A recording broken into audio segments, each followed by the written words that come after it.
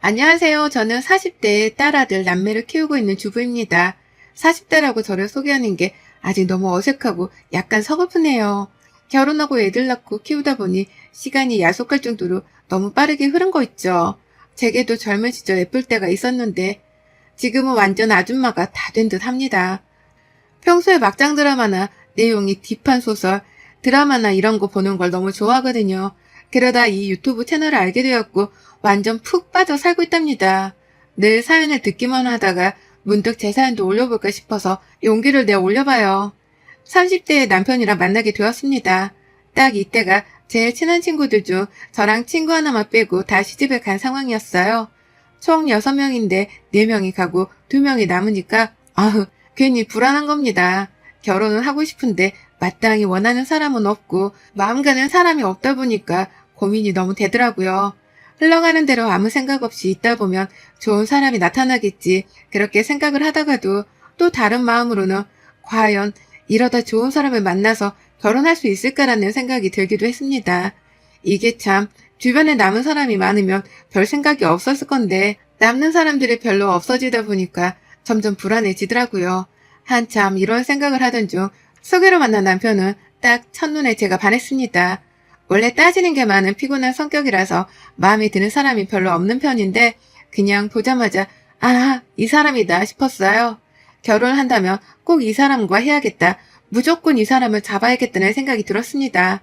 그래서 평소에 제 모습과는 다르게 더욱 적극적으로 다가갔고 애프터 신청도 먼저 했어요.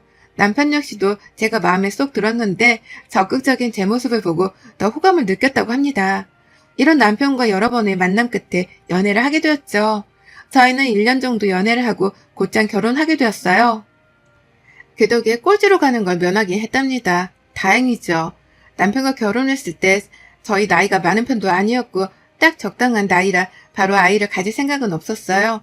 왜냐면 제가 또 일에 대한 열정이 넘치는 편이라서 아직은 더 일을 하고 싶었습니다.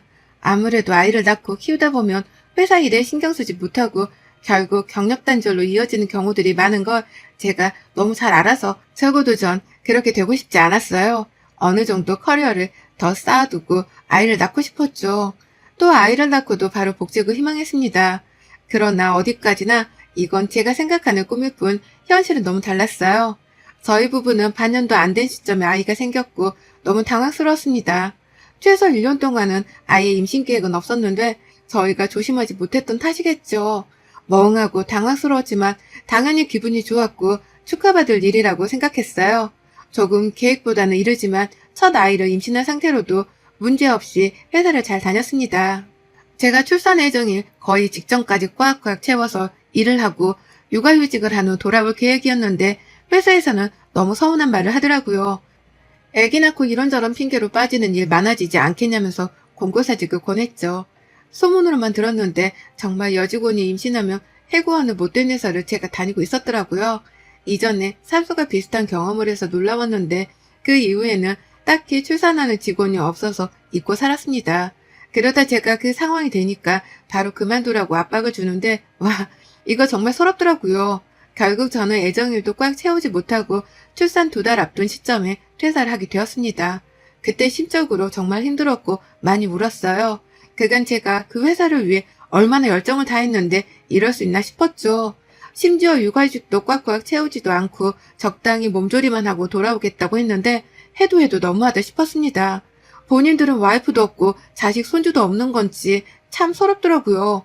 애정에도 없던 퇴사를 하게 되니 많이 울적했지만 첫 아이 출산을 앞두고 좋게 생각하려고 노력을 했고 아이를 출산하고 제 손으로 키웠습니다.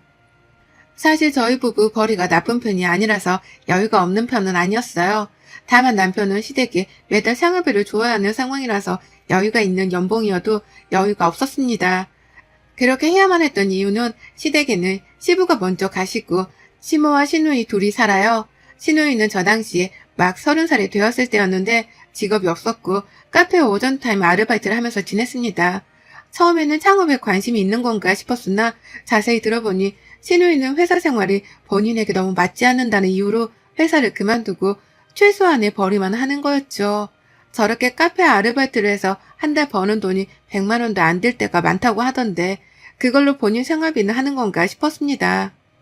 그러나 상황을 더 자세히 알아보니 그 돈으로는 본인을 꾸미고 가꾸는 비용으로는 턱없이 부족했고 남편이 주는 생활비와 시모돈을 마치 본인 돈처럼 흥청망청 쓰면서 살았던 거죠. 아무리 철이 없어도 그렇지 어쩜 저럴 수 있나 싶었는데 시댁 것들과 너무 가까이 하지 말고 특히나 참견은 금물이라는 친구들의 말이 떠올라서 전 한 귀로 듣고 흘리며 말았습니다. 신경을 써봤자 골치 아프고 힘든 건 저뿐이니 말이죠. 솔직히 매달 50만 원씩 보내주는 남편에게 언제까지 그렇게 할 거냐고 말하며 선을 딱 그어버릴까 싶기도 했었는데 그 50만 원이 없다고 죽는 것도 아닌데 괜히 긁어부스럼 만들지 말자 싶어서 냅뒀습니다. 다만 그 이상은 절대 안 된다고 못을 확 박았어요. 제가 이 부분을 너그럽게 이해를 해주니 남편 역시도 제게 돈 문제에 있어서 소액이든 고액이든 꼭 상의를 해주는 편이었습니다. 제가 집에서 살림하면서 아이를 키우는 상황이 되었어도 막 크게 타격이 있지는 않았던 게 저는 원래 재테크에 관심이 굉장히 많았어요. 친정아빠가 그쪽에 관심이 많으셔서 자연스레 배우게 되었고 꼭 좋은 게 있으면 알려주셔서 함께 투자를 하곤 했었죠. 그렇다 보니 제가 모은 돈보다 더 큰 돈으로 불릴 수 있게 되었고 여윳돈은 늘 있었습니다. 결혼을 했어도 혹시 모르는 상황에 대비하고자 비상금을 슬쩍 빼뒀었는데 그걸 또 늘리고 늘리면서 나름 여유롭게 생활을 하고 있었어요. 남편은 제가 이렇게까지 재테크를 잘하는 줄은 몰랐고 굳이 말하지 않았습니다. 이게 꾸준히 하던 사람이면 몰라도 갑자기 돈맛을 보게 되면 사람이 어떻게 변할지 모르기에 저희 수준의 또 형편에 맞게끔 적당한 정도로 욕심내지 않고 하는 게 전 우선이었어요. 결혼 생활도 좋았고 아이를 낳으니 그 기쁨이 말로 다 표현할 수 없을 만큼 너무 좋았습니다. 다만 저 힘들게 하는 건 하나 있었죠. 예상하셨겠지만 시댁 식구들이었습니다. 철없는 신우와 능력 없이 뻔뻔한 홀시모는 제게 정말 벅찬 존재들이었죠. 무슨 뚝딱하면 돈이 나오는 줄 아는 건지 남편 몰래 제게 돈 요구를 한 적이 한두 번이 아니었어요. 전 그럴 때마다 매번 돈이 없다고 말했고 타당한 근거가 있던 게 퇴사하고 애 키우는 주부인데 돈이 어디 있겠냐고 말했습니다. 그럼 시모가 그랬죠. 너는 뭐 비상금도 없는 거니? 회사를 그렇게 다녔는데 돈이 한 푼 없는 건 좀 너무 심하다 얘. 어머님 저한테 이러실 게 아니라 아가씨한테 일을 하라고 하세요. 사지가 멀쩡한데 왜 일을 안 해요. 적어도 몇 배로 벌 수 있는데 본인이 싫어서 일 안 하는 거면서 돈 없다고 손 벌리는 건 아니죠. 뭐? 그거야 우리 희수가 워낙에 마음도 여리고 사람들 사이에 있는 걸 싫어해서 그러는 거지 별 수 있겠니? 어머님 일이란 게 좋아서 하는 사람이 몇이나 되겠어요. 다 어쩔 수 없으니까 하는 거죠. 꾹 참고 다 그렇게 하는 거 아니겠어요? 생계랑 직결되는 문제인데 돈도 안 줄거면서 넌 뭔데 그렇게 잔소리를 하니? 시애미를 그냥 잡아먹지 그래? 그게 아니라 한두 번도 아니고 저도 매번 거절하는 게 마음 불편해서 그렇죠 어머님. 야 됐다. 아주 더럽고 티사에서 안 받고 말지. 네가 시집와서 한 게 뭐가 있어? 네? 제가 시집와서 안 해드린 건 뭐가 있어요? 어머님 냉장고에 세탁기 건조기까지 매번 오래 써서 못 쓰겠다고 막 그러셔서 다 바꿔드렸잖아요. 너 한마디를 안 지는구나? 네, 죄송하지만 저도 이제 못 참겠어요, 어머님. 전 그렇게 시모에게 말대답을 따박따박 하면서 혈압을 올려드렸습니다. 이래야 두 번 다시 저에게 요구를 하지 않을 것 같았어요. 한두 번도 아니고 진짜 매번 저러는 시모가 너무 짜증이 나더라고요. 제가 이 부분을 남편에게 굳이 말하지 않은 이유는 어차피 시모랑 신우가 남편에게 바로 연락해서 이랬네 저랬네 하기 때문입니다. 그럼 또 남편은 어느 날은 제게 미안하다고 하고 또 어느 날은 정말 돈이 없냐고 추궁할 때도 있었어요. 그럴 때마다 결국 싸움으로 이어지곤 했었지만 그러려니 했습니다. 애 키우면서 살다 보면 정신도 없고 매일같이 저를 괴롭히는 것도 아니니 그럭저럭 견딜만 했거든요. 그러다 제가 둘째를 갖게 되면서 모든 일들은 부스터라도 달린 듯 급속도로 문제가 되기 시작했습니다. 제가 둘째를 갖고 정말 힘들었어요. 첫째 때는 입덧이 심하지도 않았는데 둘째 때는 정말 입덧이 너무 심각해서 이러다 내가 죽겠다 싶을 정도였습니다. 물 한 모금을 제대로 넘기지도 못하겠는데 하필 또 첫째는 왜 이렇게 말썽인지 난리도 아니었죠. 오죽하면 겨우 이제 4살인 첫째 애를 붙들고 울면서 사정한 적도 있습니다. 혜진아, 제발 엄마 좀 도와줘. 엄마 너무 힘들어서 그래, 어? 아, 예진아, 제발. 얘가 뭔 잘못이 있고 뭘 알겠습니까? 그러나 제가 힘드니까 미치겠는 거죠. 상황이 이렇다 보니 결국은 친정엄마 찬스를 안 쓸 수가 없었어요. 친정엄마께서 자주 오셔서 첫째를 봐주시곤 했습니다. 첫째가 어린이집 갔다 오면 밥 먹이고 씻기고 놀아주시고 하는 걸 도와주셨어요. 다행인 건 집이 가까웠다는 거죠. 그렇게 엄마가 도와주니까 조금은 살 것 같더라고요. 휴식 시간이 찾아오니 죽을 것 같던 몸과 마음이 살아나기 시작했습니다. 제가 이렇게 힘들어하는 걸 저희 엄마 아빠께서는 너무 안쓰럽게 생각을 하셨고 둘째 출산을 앞두고 친정집에 오라고 하시길래 애를 데리고 갔어요. 그러자 상상하지도 못한 선물을 받게 되었습니다. 아유, 둘째라 그런가? 예진이 때랑은 다르게 배가 엄청 나왔네. 힘들어서 어쩌냐? 밥은 좀 넘어가냐 이제? 아니야 아빠, 안 넘어가고 나 죽어. 내가 진짜 이번에 뼈저리게 느꼈어. 엄마는 위대해. 내가 2번 다시 임신하나 봐라. 정말 이유 없이 예진 아빠가 그렇게 밉다니까? 막 얄밉고 짜증나고 그래. 그래도 그렇다고 최서방한테 화풀이하고 그러면 못 써. 나쁜 거야 그거. 아니 그걸 떠나서 너 아빠가 가만 보니까 둘째까지 태어나고 하면 복직은커녕 일하는 게 힘들 것 같더라고.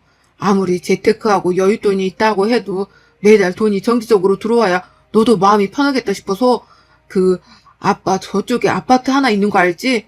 그거 출산 선물로 줄 테니까 그거 세 받으면서 살아. 정말?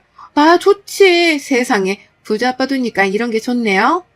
얼씨구 거기 세만 해도 꽤 나오니까 비상금으로 모아두던가 쓰던가 해. 우리 딸 언제 커서 애를 2이나 낳고 세월 참 빠르네. 담비야 다른 건 몰라도 사람 일은 어떻게 될지 모르니까 늘 돈을 잘 모아둬야 해. 언제 어디서 목돈이 필요할지 몰라. 아빠 말 명심해. 응 알겠어 고마워 아빠. 전 그렇게 아빠에게 출산 선물로 예상치 못했던 아파트를 받게 되었어요. 그 덕분에 더 마음이 편해졌죠. 굳이 남편에게 먼저 말하지는 않았고 잘 모아두고 있었습니다. 그런데 주변 지인들이랑 대화를 하다 알게 되었는데 이렇게 제가 집이 생겼다는 걸 끝까지 숨길 수가 없을 건데 나중에 걸리는 모양새보다는 차라리 알리고 모아두겠다고 하는 게 더 좋을 것 같다고 해주더라고요. 괜히 속이는 꼴이 되면 불리해질 수 있다고 말이죠. 한참 고민을 해보니 일리가 있는 말인 듯해서 저는 남편에게 슬쩍 말했습니다. 둘째를 낳고 한참 정신이 없을 틈을 타서 정말 슬며시 지나가는 말로 흘렸고 마침 첫째 둘째가 동시에 울고불고 난리가 나서 남편과 저는 이단 분류가 되어 애들을 돌보며 넘어가게 되었어요. 여보, 아빠가 출산기념 선물로 아파트 하나 명의 넘겨주셨어. 그거 세 받는 거는 혹시 모르니까 그냥 내 앞으로 모아두려고. 아빠는 내가 하고 싶은 거 하라는데 혹시 모르니까 아무튼 뭐 알고만 있으라고. 애진 아빠, 애진이를 당신이 달래고 진수를 날 줘. 아 정말? 장인어른 멋지시네. 잘됐다. 아니 빨리 애진이 달래라고. 애 자지러지잖아. 알겠어. 애준아, 아이고 졸려요. 코 할까요? 그렇게 슬쩍 분명하게 말을 했고 그 이후 남편이 별말이 없길래 저도 굳이 말하지 않았어요.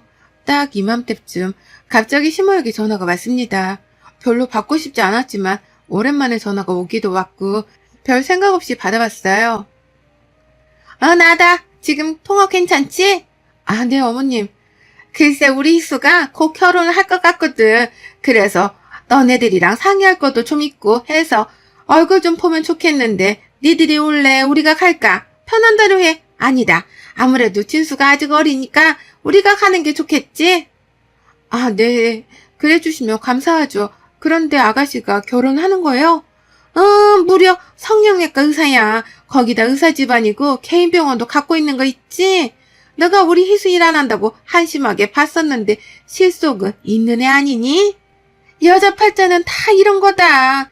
내가 일을 하고 안 하고가 중요한 게 아니라 결국 결말이 뭔지가 중요한 거지, 안 그래? 우리 희수는 너처럼 그렇게 힘들게 안 살지. 가정부도 두고 손에 물 한 방울 안 묻히고 사는 거지. 한마디로 그 뭐냐, 요즘 말로 그래. 꽃길이 열린 거지. 네. 좋으시겠네요. 어머니 근데 그 말은 애진 아빠는 뭐 똥차라는 말 같네요. 애진 아빠 같은 사람 만나서 저는 고생하면서 산다는 말 같아서 기분이 좀 그렇네요, 어머님. 아들인데 너무 짓궂으셔라. 뭐? 아, 그런 뜻이 아니잖니. 맞잖아요. 아가씨는 남자 잘 만나서 팔자 핀 거고 저는 남자 잘못 만나서 그러고 산다라는 말은 그 남자가 어머님 아들인데 뭐예요? 이거 완전 애진 아빠 욕하신 거예요? 애진 아빠 들으면 너무 섭섭하겠어요. 아무튼 시끄럽고 내일 모레 갈 테니까 그때 보자. 갑자기 의사랑 결혼한다는 신우의 소식이 놀라웠습니다. 의사랑 결혼한다는 것도 놀라웠지만 만나고 있는 사람이 있다는 것도 몰랐는데 어떻게 결혼 소식을 전하지 싶었죠. 그리고 찬찬히 생각을 해보니까 신우가 결혼하는데 왜 우리랑 상의를 하지라는 생각이 들었습니다. 뭔가 딱 봐도 돈 얘기일 것 같았지만 그냥 우선은 아무 생각 없이 기다렸어요. 돈 얘기라고 한들 당장 말한 게 아닌데 제가 뭐 할 게 없었으니 말이죠.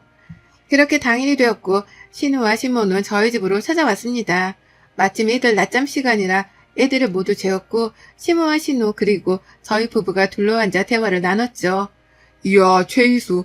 성형외과 닥터를 꼬셨어? 너 능력 있다? 그래서 결혼을 언제 하기로 한 거야? 참나, 날 뭘로 봤는데 여태 그럼? 내가 뭐 아무 생각 없이 사는 줄 알았니? 내가 예전부터 말했지? 그저 그런 남자는 절대 안 만난다고. 의사 정도는 돼야 내 성이 차지, 결혼은 그쪽에서 빠를수록 좋다고 해서 최대한 빠르게 진행하려고 해. 얼, 벌써 시댁에 인사도 드린 거야? 그래, 시댁에 갔는데 글쎄 우리 희수 이쁘다고 난리도 아니었다고 하더라. 하루빨리 날 잡자고 이렇게 뭐 있냐고 난리였대. 헐, 정말 다행이네.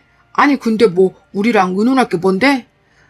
우리 희수가 대기업 다니는 줄 알거든. 그쪽에서는 우리가 그거 사문서랑 싹 다 조작해서 보여주고 한 거라 철석같이 믿고 있고 뭐 결혼하고 바로 애 갖고 퇴사 처리하면 그만이니까 문제될 건 없잖아. 근데 문제는 당장 돈이 없는 거지. 그쪽 수준에 맞추려면 정말 억소리가 나는데 대출 다 땡겨봐도 5천만 원 뿐이야. 나머지는 니들이 조금 도와줘야 할 것 같아. 아 그래? 그거 걸리면 위험한데? 안 걸려. 이미 서류는 다 우리한테 있고 없앴어. 벌써 임신하려고 노력 중이고. 그럼 뭐 5천만 원 필요한 거야? 더 있으면 좋고. 시댁 것들이 대화를 나누는데 제가 지금 대체 무슨 소리를 들은 건가 싶었어요. 어이가 없어서 말이 안 나왔습니다. 사문서 위조 자체가 불법인데 지금 무슨 소리를 들은 건가 싶었죠. 전 어이가 없어서 멍하니 있다가 이대로 있다가 5천만 원 그 돈까지 당연히 줘야겠다 싶어서 나섰습니다. 사문서 위조 그거 걸리면 쉽게 안 나와갈 거예요. 그리고 그 집안 대단한 집안이라면서요. 그런 곳에서 이 문제를 쉽게 넘어가 주겠어요? 그뿐 아니라 저희가 5천만 원을 어떻게 해드려요? 에? 안 걸리면 괜찮지 뭐. 그리고 당신 돈 엄청 많이 있잖아. 아니 장인어른이 이 사람 출산 선물로 아파트를 줬거든. 거기가 얼마짜린데 거기 담보로 대출을 받던가 아님 팔고 다른 거 사도 괜찮지 않나? 그게 사실이야? 넌 그런 게 있는데 말을 안 한 거니? 참나, 너 진짜 얘가 여우 같다, 응? 뭐라고요? 그게 뭐 어머님 거세요? 그리고 아가씨 결혼하는데 제가 왜 저희 아빠가 주신 집까지 팔아가면서 돈을 해줘요? 전 죽어도 싫고 그 집 손댈 생각도 없으니까 결혼을 하든 말든 알아서 하세요. 당신도 돈을 해줄 거면 능력과 알아서 해주던가 해. 나한테 피해주지 말고. 아 진짜 있는 것들이 더한다더니 너무 모진 거 아니야? 아무리 시댁 식구여도 내 동생이면 당신 동생인 거 아니야? 저거 여우 같은 게 그런 재산이 있으면서도 딱 속이고 있던 거 봐. 제가 왜 그걸 어머님한테 말해야 하는데요? 속인 적도 없고 말할 이유도 없죠. 아무튼 나가주세요. 이런 얘기 더 이상 하고 싶지 않으니까. 전 뺨을 맞았습니다. 신목을 싸가지 없다며 여우 같다며 뺨을 때리더라고요. 그런데 더 열받는 건 남편이 옆에서 그럴 줄 알았다고 하더라고요. 에휴, 너 내가 그렇게 까불다 맞을 줄 알았다. 그러게 사람이 인정이 있어야지. 혼자만 잘 살자고 그럼 욕먹는 거야. 겨우 뺨 좀 터치한 걸로 유난 떨 생각 말고 그만 까불어 당신도 엄마한테. 그래서 저도 심호뺨을 터치해줬습니다. 겨우 뺨 터치한 걸로 니들도 그만 까불고 입 다물고 내 집에서 나가. 이 거지 같은 것들아. 니들은 내가 어떻게 해주는지 왜 사람이 똑똑하게 살아야 하는지 알려줄 테니까 기대해. 전 그 이후 신우 남편 될 사람에게 찾아가서 모든 사실을 폭로했고 예상대로 법적 대응을 아주 강하게 했습니다. 결국 시댁 것들은 경찰서랑 법원을 밥 먹듯 왔다 갔다 했고 벌금에 합의금까지 있는 돈 없는 돈 다 털어서 내야 하는 엔딩을 맞이했죠. 물론 전 이혼했어요. 이혼하고 잘 살다 우연히 들은 시댁 것들의 소식에 배꼽 잡고 웃었습니다. 그 버릇이 어디 가겠나요? 결국 신우는 또 그 사이에 사고를 쳐서 남편이 대출까지 받아서 막고 또 막다가 결국은 모든 걸 다 날리고 셋이 작은 집에서 옹기종기 모여 산다고 합니다.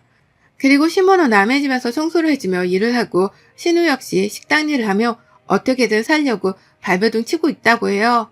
딱 이 상황을 들었는데 한 가지 생각만 떠올랐습니다. 꼴 좋다 이것들아. 착하게 살아라. 여러분의 생각은 댓글로 남겨주세요. 오늘도 시청해주셔서 정말 감사합니다.